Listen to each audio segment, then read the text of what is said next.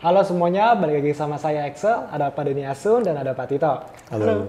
Nah, di video kali ini Pak Tito akan buka-bukaan nih, gimana cara broker market maker itu bekerja.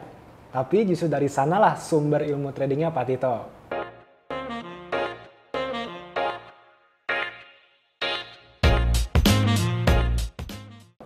Nah Pak, di luar sana kan ada banyak yang ngomong nih, buat hindarin broker market maker. Ya. Broker market maker itu nggak bener. Ada yang sampai dicurangin Pak istilahnya. Bandar Pak, kebanyakan klien malah bilang bandar. Nah, Ya. itu bandar. Nah, ini cara kerja broker market maker tuh seperti apa sih, Pak? Enggak lah, kita kalau sampai apa ya ngawur begitu, kita jangan bahas cara kerjanya dulu nih. Kita lurusin dulu persepsinya nih. Ya kan, karena ya market maker kalau diartikan memang artinya bandar. Dan tapi untuk kita trading, untuk kita bisa trading, itu butuh market maker, harus ada market maker nih. Kalau kita tradingnya kemana? Ini kan semua broker adalah market maker. Bank sekalipun mereka adalah market maker. Iya, balik lagi lah. Nggak cuma di forex nih. Kita beli daging deh, setiap hari makan daging kan? Iya. Beli daging, ada nggak market maker daging? Ada Pak. Kalau nggak, harganya dari mana? Iya. Benar kan? Sayur, ada nggak market maker sayur? Bensin, ada nggak market maker bensin? Eceran malah Pak. Iya, ya. Orang yang dagang bensin eceran itu menjadi market maker sudah. Iya. Karena menentukan harganya sendiri. Iya kan? Jadi pasti ada market maker, harus ada market maker.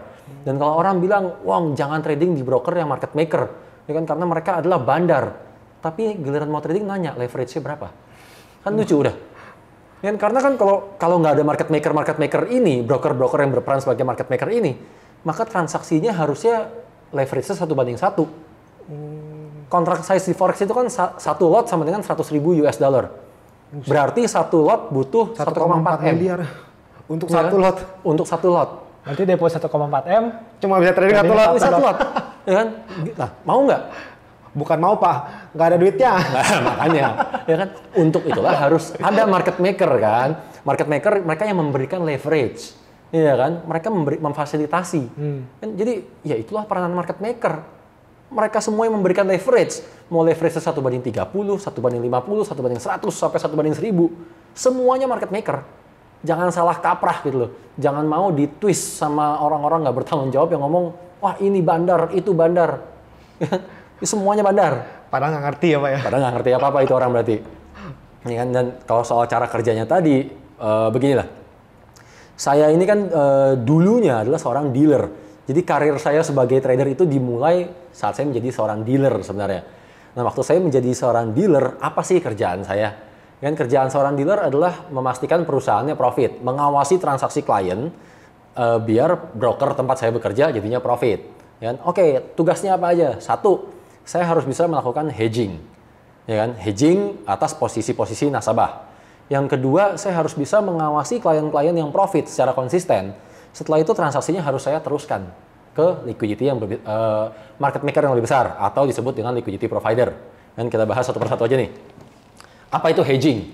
Pertama, tugas saya tadi saya bilang kan adalah hedging kan. Oke, selaku seorang dealer, saya harus bisa hedging. Hedging itu ngapain sih?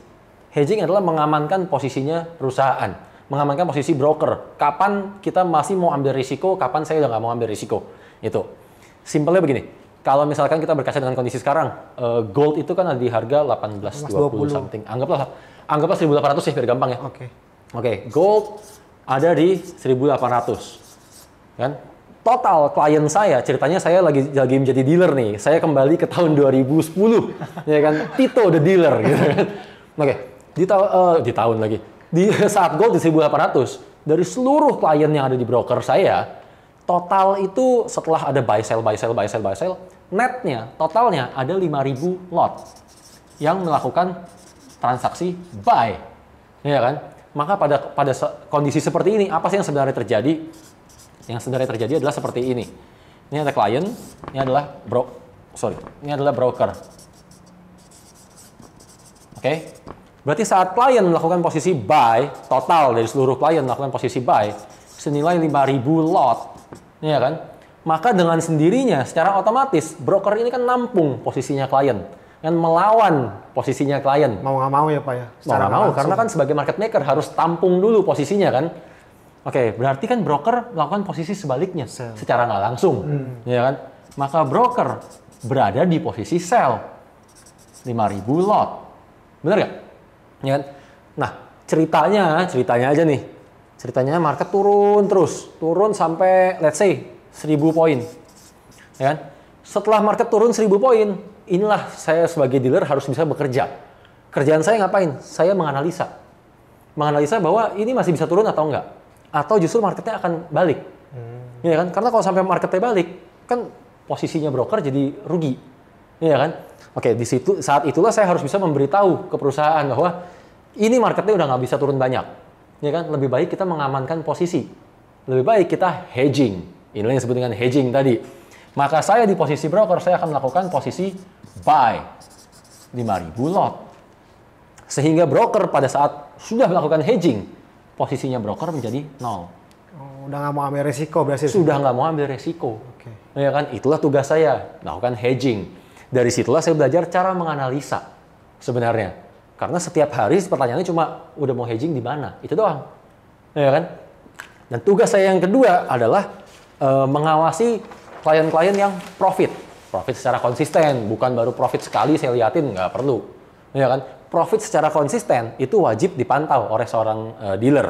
Dipantau untuk apa? Dipantau untuk dibuang. Kalau kita sebagai dealer selalu menyebutnya itu buang. Transaksinya dibuang ke liquidity provider. Ya kan, misalkan Denny ini trader yang profitable. Ini kan transaksinya konsisten dan profit terus-terusan. Di sisi broker kan itu kan merugikan karena selalu profit. Ya kan, karena kan broker market maker. Bikin rugi, ya kan. Tapi selaku market maker saya nggak mesti curangin Denny. Kan? Yang saya lakukan adalah saya akan lempar transaksinya, saya akan buang transaksinya ke liquidity provider. Kalau jadi normalnya itu kan kita transaksi dari klien langsung ke broker, gini kan?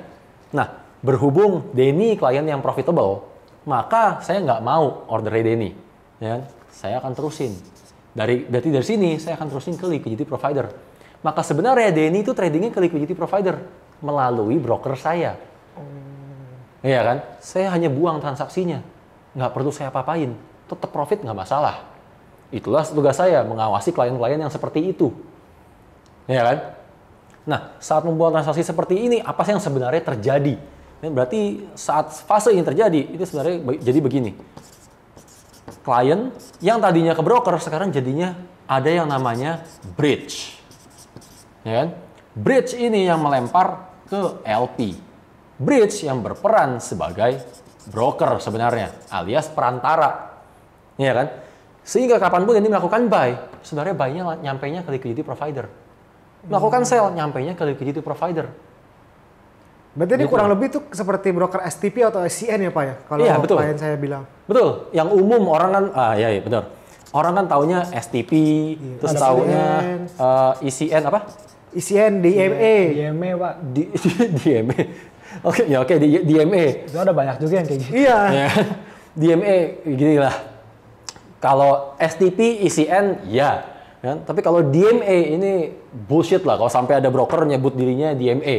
Kan? Atau ada orang yang mengatakan, oh broker itu DMA, itu bullshit. Udah orang nggak ngerti forex itu namanya. Kenapa? Karena DMA aja kita artikan secara harfiah. Direct Market Access. Ya kan? Berarti tradingnya 1:1. Leverage-nya 1:1, itu DMA. Langsung ke bank berarti ya. Langsung ke bank, bukan cuma ke bank, central bank. Aduh. Ya kan? Dan broker kalau sampai DMA, maksudnya tempat-tempat yang menggunakan DMA udah nggak mungkin pakai MT4. Ya kan, yang menggunakan MT4 itu semuanya broker, kalau bank tuh nggak ada yang pakai MT4. Jadi kalau orang pakai MT4 masih bilang DMA, ya itu orang nggak ngerti forex.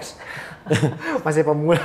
Iya, yang ada cuma STP atau ECN. Itu aja kan. Apa sih bedanya STP dan ECN? Kan?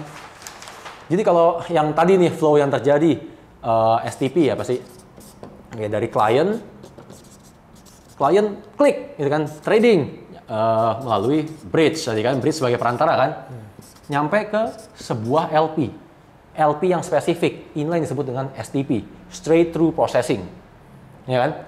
Bedanya apa dengan ECN? Oke. Kalau ECN, itu saat klien klik di sini, masuk ke bridge juga sama. Ya kan? Tapi bridge ini akan melempar ke beberapa liquidity provider. Tergantung brokernya bekerja sama dengan berapa banyak liquidity provider. Ya kan? yang disebut dengan menggunakan cara agregator disebutnya. Ya anyway, intinya ini melempar ke beberapa LP. Tergantung mana yang harganya paling bagus. Jadi kelebihannya ECN apa sih? Saat kita klik, kita dapat harga yang paling bagus. Karena bridge ini akan mencari harga yang terbaik. Tapi kekurangannya ya lama, agak sedikit lama. Otomatis jadinya lama. Gitu, karena bridge-nya mencari dulu harga yang baik. Ya, harga yang lebih murah. Ya kan? Sementara kalau yang STP, pasti langsung dapat harga. Cuma belum tentu harga yang paling murah. Masing-masing ada plus minusnya. Tapi jauh lebih cepat pasti STP lah ya Pak ya. Jauh lebih cepat STP gitu. Dan ya inilah model broker, bisnis modelnya broker. Broker yang market maker, tapi market makernya hybrid. Gitu loh. Dan ya kalau kita mau trading, carilah market maker yang seperti ini. Ya kan? Jangan maunya tuh ya balik lagi deh. Maunya leverage-nya tinggi, Nggak ada spread-nya. Iya, aneh-aneh lah maunya kan. Nah, sementara orang tuh banyak yang nggak tahu. Ini kan nanti kan market maker yang hybrid kan. Yang orang banyak kecelek lah kalau saya bilang ketipunya. Itu sama market maker yang sebenarnya kita bilang full market maker. Full market maker itu nggak mau ngelempar posisi. Nggak mau ngebuang posisi nasabah. Jadi, kalau tadi kan Denny transaksinya selalu profit kan. Nah, kalau di broker yang hybrid, transaksi profit dilempar aja. Kalau yang market maker itu diambil semuanya. Ambil semua. Berarti itu bandar, bener-bener bandar deh. Ah, itulah bandar sejadi-jadinya tuh. Makan semua transaksinya. Iya, tapi kan otomatis kliennya nggak boleh profit. Iya. Karena kan nggak dilempar transaksinya. Kan nggak mau lempar. Kalau nggak mau lempar, nggak mau rugi. Kalau nggak mau rugi, nggak mau ada orang profit. Untungnya dari mana kalau nggak ya? Iya, makanya. Gitu. Nah, sekarang gimana cara kita membedakan ini kan broker yang hybrid dengan broker yang full market maker. Yang aneh-aneh yang intinya menyulitkan kita sebagai trader untuk profit. Dan kesamaannya mereka-mereka semua yang profit itu hanya ada dua.